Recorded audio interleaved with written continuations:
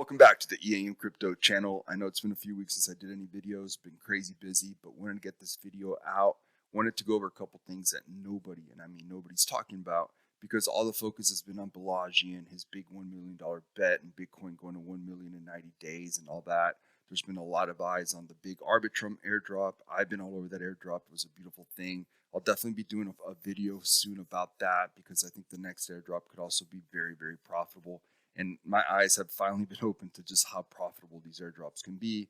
Now I see why some people, that's their job, just hunting airdrops. So keep a lookout for the next video I'll be doing soon in regards to airdrops. But guys, today I wanted to talk about what no one seems to be talking about and how this is going to affect that Bitcoin and just the markets as a whole and basically the entire globe in the months moving forward and definitely the years moving forward. There is a lot of talk right now with Balaji and what he stated in regards to banks becoming insolvent.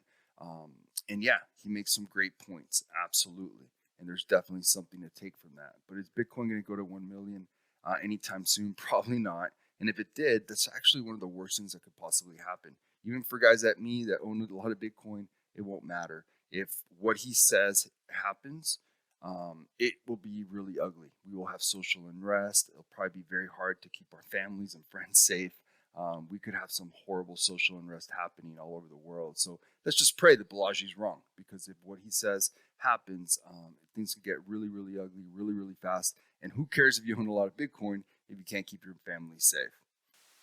Okay, so what is this thesis that I think has a lot more value and a lot more play and a lot more reality than Balaji's thesis? Well, if you look at what BRICS is doing, more specifically what China is doing right now, BRICS, which is comprised of Brazil, Russia, India, China, and South Africa, right now they are doing everything they can to try to grow, right? They're trying to bring all these other countries, specifically Saudi Arabia, into the mix. China's doing a lot. China's doing a lot with Saudi Arabia. Saudi Arabia, China, and Iran just kind of created a peace treaty of sorts that no one's talking about it, but this was a big, big deal. It just increases the chances of Saudi Arabia now aligning with BRICS to settle their oil transactions with them versus USD, versus the petrodollar. So if you're wondering why Biden is sending so much freaking money to Ukraine and why we're fighting this proxy war with Russia, it's because I think the Biden administration, with all their faults, and there's a million of them, probably one of the worst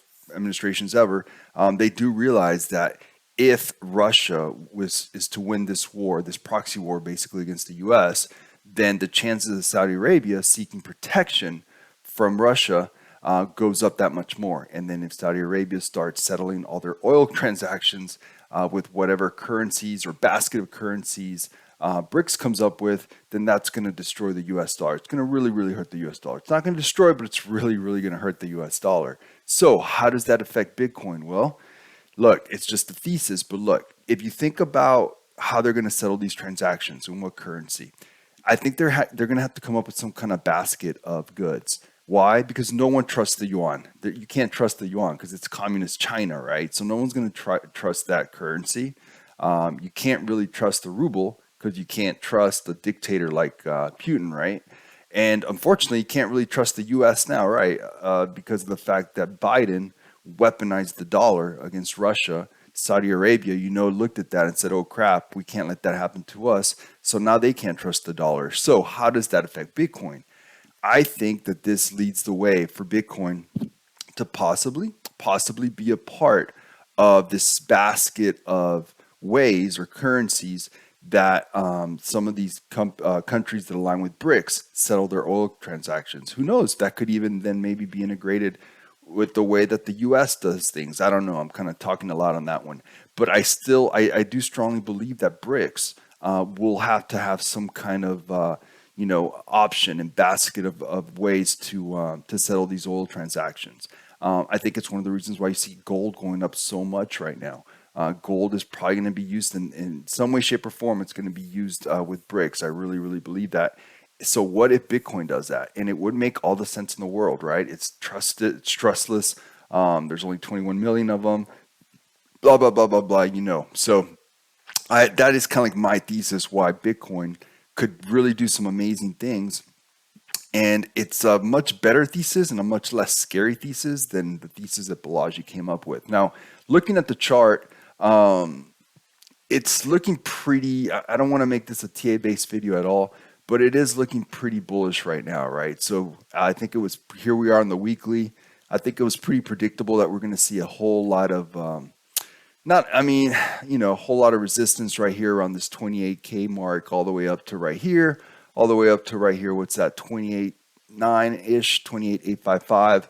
And it's just looking at the weekly, it was, from a TA perspective, made all the sense in the world. Now, as far as if we can get over this and get over this level of resistance, then yeah, I mean, I just don't see any reason why we won't get to about, what is this, about 31.6.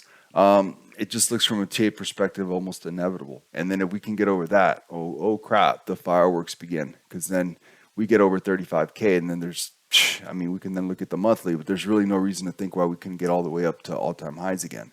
So it's really looking really interesting for Bitcoin moving forward. Now, for those of you that think, well, I'm just going to buy a whole bunch of altcoins and Ethereum because if Bitcoin goes up, they'll go up. I mean, if this thesis of mine comes true and Bitcoin is used in some way, shape, or form, I mean, with BRICS or with, anything outside of what we've seen so far, guys, Bitcoin dominance is just going to go crazy. It's going to shoot up, and you will be left wishing that you own more Bitcoin instead of altcoins. So just something to consider as well. So look, that's my thesis. I think this is a much better path than what we want to see happen than Balaji's path. And this could really be something amazing for Bitcoin. It makes all the sense in the world in so many different ways. It really does. But of course, a lot of things would have to align just right. I'm not saying it's going to happen, but I'm just throwing out a theory out there that I would like to see happen if Saudi Arabia does align with BRICS. And whether or not Saudi Arabia is actually going to align with BRICS, we'll see what happens. I think it's going to come down to what happens with Ukraine, with this proxy war between Ukraine and Russia, which is, I mean, it's US and Russia, and we will see what happens. But this landscape of ours has never looked more uncertain, more volatile, and what could be good for Bitcoin could be really bad for some of the traditional markets. But at the end of the day, perception is reality. And right now, Bitcoin is still perceived as a risk asset.